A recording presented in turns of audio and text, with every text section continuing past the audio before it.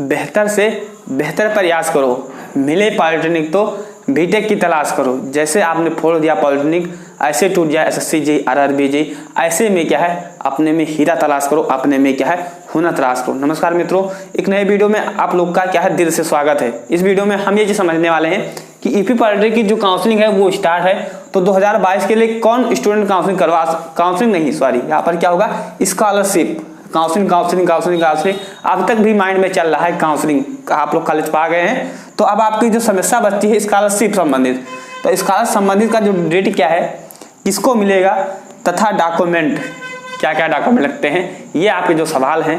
तथा सर आपको भी स्कॉलरशिप मिली थी कि नहीं मिली थी, इस पर हम क्या है खुलकर चर्चा करने वाले हैं। तो चलिए क्या है वीडियो को स्टार्ट करते हैं। उसके पहले मैं आपको छोटा सा इन्फॉर्मेशन देना चाहूँगा।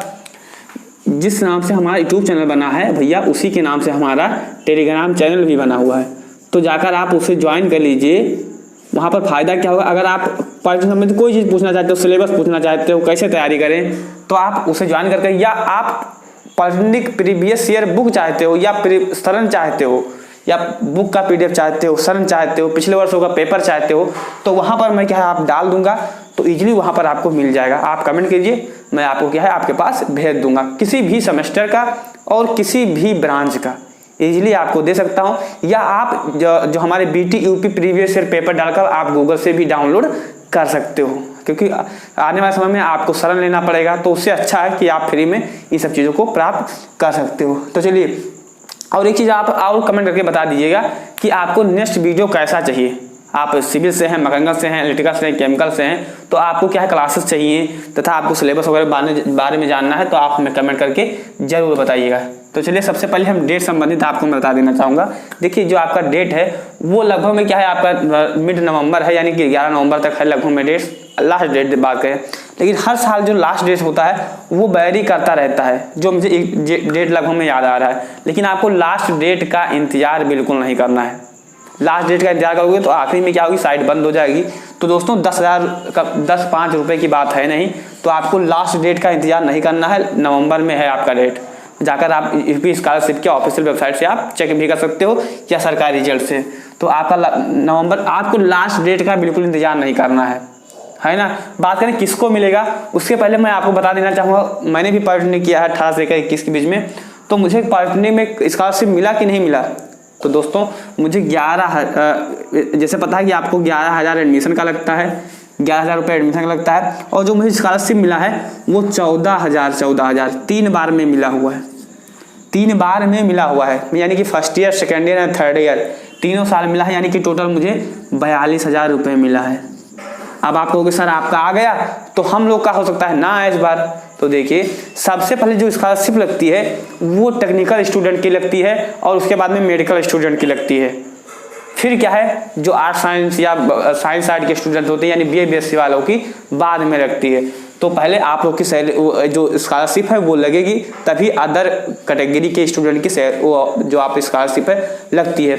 अगर हम बात करें हमारे क्लास में लगभग में 60 बच्चे थे और 60 का 3 साल आया हुआ है, तो हम कैसे मान लें कि पॉलिटेक्निक में काउंसलिंग आपकी जो स्कॉलरशिप है वो नहीं आएगी। आप अगर अच्छे से फॉर्म भरते हो, कॉलेज में सबमिट करते हो, आपके फॉर्म में कोई त्रुटि नहीं है, तो आपको क्या है स्कॉलरशिप 100% मिलेगी।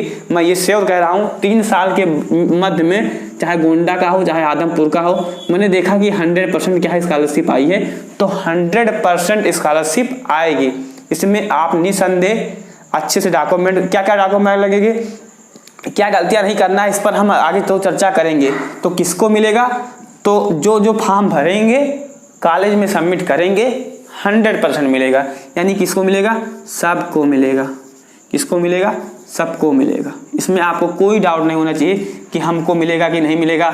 हमारा अगर आय इतना है, मान लीजिए हमारा आय है 80,000 का है, किसी का 46,000 का होगा, किसी का 42,000 का होगा, नो डाउट अगर आपका 3 लाख से कम है तो आपको स्कॉलरशिप मिलेगी। अगर आपके पिताजी गवर्नमेंट जॉब नहीं करते हैं तो ये आपका जो डाउट है क्लियर होना चाहिए। अगर आपके पिताजी किसी गवर्नमेंट जॉब नहीं करते हैं तो आपको स्कॉलरशिप मिलेगी।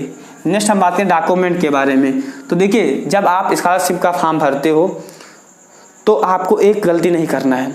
जैसे मैंने 2018 में क्या किया था, मैंने स्कॉलरशिप फॉर्म भरा हुआ था और उसमें क्या है गत वर्ष का जो आता है, क्या आता है दोस्तों, गत वर्ष में आपको क्या है अपना 10th या 12th में से कौन डालना होगा।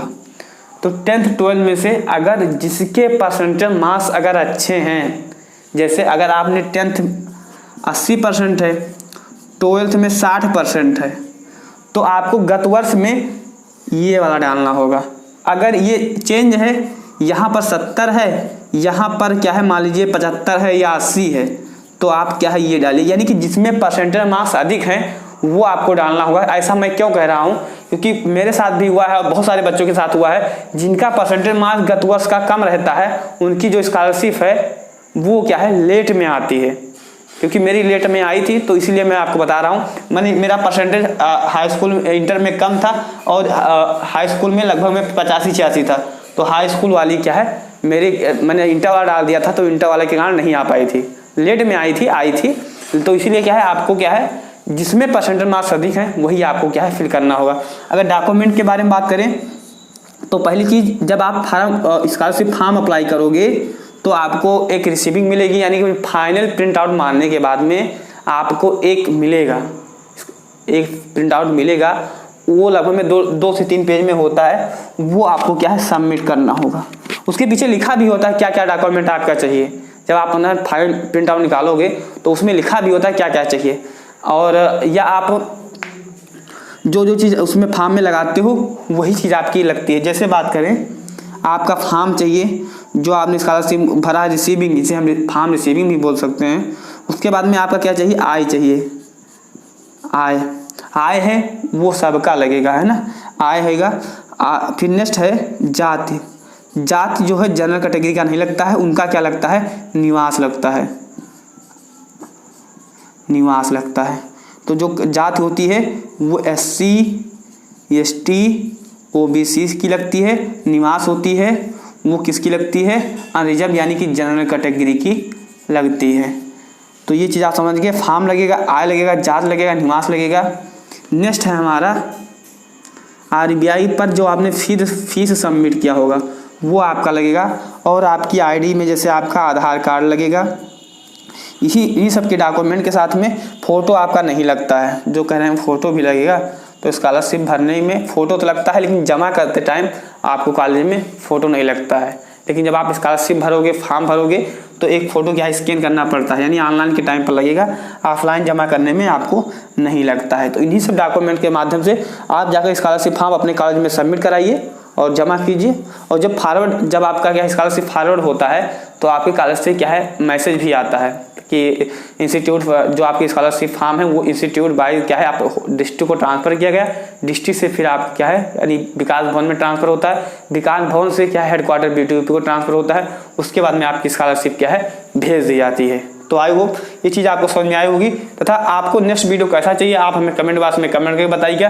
तथा अगर चैनल पर नए सब्सक्राइब कीजिए, क्योंकि हम जैसे नेक्स्ट वीडियो लाएं तो आपको आसानी से मिल जाए, कहीं पर ढूंढने या भटकने की जरूरत ना पड़े। तो चैनल सब्सक्राइब कीजिए। Thanks for watching this video.